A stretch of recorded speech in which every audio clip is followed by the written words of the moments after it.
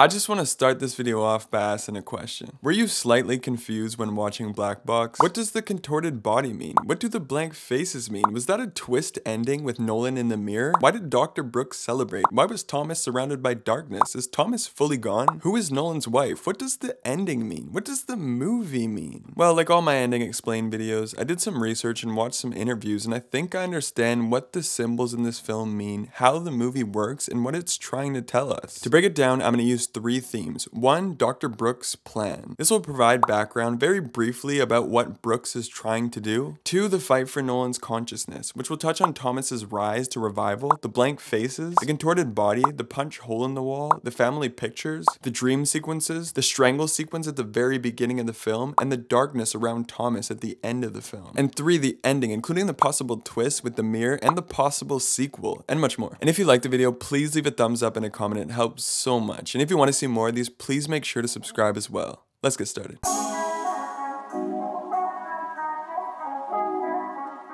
Okay, theme number 1, Dr. Brooks' plan. So, 2 years prior to the storyline of this film, Thomas Brooks, an abusive husband and father, was pushed by his wife down a flight of stairs in his apartment building and was severely injured. After being rushed to the hospital, the doctors couldn't save him and he was pronounced dead. However, after his death, his mother, Dr. Lillian Brooks, downloaded his EEG data on her computer and waited for the right body to upload his consciousness into. 2 years later, the main character of the movie, Nolan, was severely injured in a car accident, losing his wife and was in a coma. While in the coma, Dr. Lillian used Nolan's body to upload her son's EEG information and his consciousness into Nolan's head. She knew she had to wait a little while, but soon enough, Thomas's consciousness would take over Nolan's, and Thomas would now live in Nolan's body. But as you've seen in the movie, Thomas didn't take over fast enough, so now Nolan and Thomas are fighting for Nolan's mind, which brings me to theme number 2. Okay, theme number 2, the fight for Nolan's consciousness. Over the course of this film, Thomas, with the help of his mom, is slowly taking over the consciousness of Nolan. At the start of the movie, we can see that Nolan is in almost full control of his body. His memories are being blocked out by Thomas's memories that are slowly taking over, which makes Nolan think he has amnesia. So, thinking he has amnesia, his daughter Ava has to put signs all over the house for him as reminders. Quick side note, it reminds me a lot of the movie Memento by Christopher Nolan, if you've seen it. And the main character's name is Nolan, so this may be the director paying some respect, possibly. Let me know in the comments if you think this was a Nolan shoutout. I'm just curious. Anyway, back to the movie. Nolan and Ava mentioned that earlier, Nolan was acting very angry and out of order. He even punched a hole in the wall. Nolan's friend Gary states twice in the film that Nolan has great self-control and is harmless. This was definitely the abusive, short temper of Thomas beginning to show a presence and grow in Nolan's mind. We see that Nolan purchased cigarettes when he doesn't smoke. He rages when losing his job. He doesn't fully recognize himself in the mirror, which is very important for the final possible twist. And just for clarification, the wife in the family photos is Nolan's wife, Rachel, played by Nadja Bradley. Thomas's wife in the dreams is Miranda, played by Charmaine Bingwa. Nolan's receiving calls from Dr. Brooks but isn't answering, so Brooks suspects the process isn't working fast enough. Eventually, Gary recommends that Nolan sees Brooks as a last effort to help his amnesia. This is where the dream sequences begin. Clearly, the only place that is actually a memory of Nolan's is his safety spot, which is his daughter Ava's bedroom. When he's at the wedding, it's not his wedding, it's Thomas's wedding. When he's at the apartment, it's not his apartment, it's Thomas's, where he abuses his wife. Even the hospital dream was from Thomas's stairs accident, not Nolan's car accident. But obviously, the glaring oddity in these dream memory sequences is the contorted body of Nolan that keeps waking him up. The contorted body symbolizes Nolan's crippled state of mind, doing everything it can to stop Thomas's memories from taking over. It scares Nolan to wake him up, it slaps Nolan to wake him up, it chokes Nolan to wake him up. I also think the physicality and presence of this contorted body manifests some of Thomas's mental as well. It's scary like Thomas is to his family, it's violent like Thomas is to his family, and most notably, it's contorted and broken the same way Thomas was at the bottom of the stairs before he died. There's one dream sequence at the very beginning of the film where Nolan is dreaming on his couch. At this point, Thomas's consciousness has the smallest presence in Nolan's mind, so that second body of Nolan actually looks like it's in good health. Like I said before, none of these dream sequences are Nolan's and are all Thomas's, which is confirmed when Nolan sees photos of his real wedding location. And of course, when he visits the apartment in real life. The blank faces are simply what Thomas needs to get a hold of in Nolan's mind to take over his consciousness. That's Brooks' major goal. But I also think the blank faces represent a lot more. The blank faces symbolize our desperate struggle to hold on to the ones we have lost and loved. We try so hard to make them real again and alive again, but we never truly get to vividly see their face again. Even if their faces exist in our memories, Brooks is clearly trying to hold on to Thomas, who she has lost, and Nolan is trying his best to regain the memory of his lost wife. After each session with Brooks, Thomas gains more and more power in Nolan's mind. You can see this when Nolan uncontrollably locks his daughter in the car and takes his daughter to the sushi place that is actually a place that Thomas used to go with his mother. Obviously, as we know, Thomas does finally gain full control by seeing the faces in those dream sequences. And then in real life, in Nolan's body, he sees his wife. I'm not going to go over this because at this point, you get the point when you're watching the movie. He's an abusive asshole. But when he gets knocked out by his wife at the apartment, he wakes up in front of his daughter, which proves that Nolan is still in there. And it was Nolan's love for his daughter and the note she left him, "Don't forget about me," that compelled Nolan to take control again. So when Thomas quickly regains control of Nolan's mind, he returns to his mother for one more session to eradicate Nolan from his mind. We clearly see that the contorted body is Nolan in the worst possible health, in contrast of that opening scene. But after beating up Nolan's consciousness in this dream sequence, Thomas decides he doesn't belong in Nolan's consciousness at all, and learns the overarching lesson and theme of the movie: to peacefully let go. And I think that's what that dark space represents, releasing everything that harms your mental health and peacefully moving on. We also, earlier in the film, see Nolan enter this state when he calmly releases his mind of all his stress. The film is also titled Black Box, which gives the idea of the black box a nice double meaning. Okay, theme number 3, the very end. This ending isn't a crazy mind-bending ending, but it leaves a lot of room for subjectivity, a possible plot twist, and a possible sequel. Here's why. Nolan enters his house with full control of his mind and full memory of his life. But he takes a look in the mirror at the very end of this scene that shows he may not actually have total control. He looks like he slightly doesn't recognize his reflection, which is a callback to the scene in the very beginning of the film. And finally, at the very end of the movie, we sadly see that Dr. Brooks is not finished with her effort to revive her son. She sneakily pulls up a backup drive of Thomas's consciousness, leading into the fact that her story isn't over. Are we getting a sequel? I doubt it, but could there be? Certainly. Alright, that's my analysis. Please let me know in the comments what your theories and interpretations are, because this movie is definitely subjective in a lot of areas. I hope you subscribe so I can see you again and we can talk about the next crazy film. Thank you so much for watching.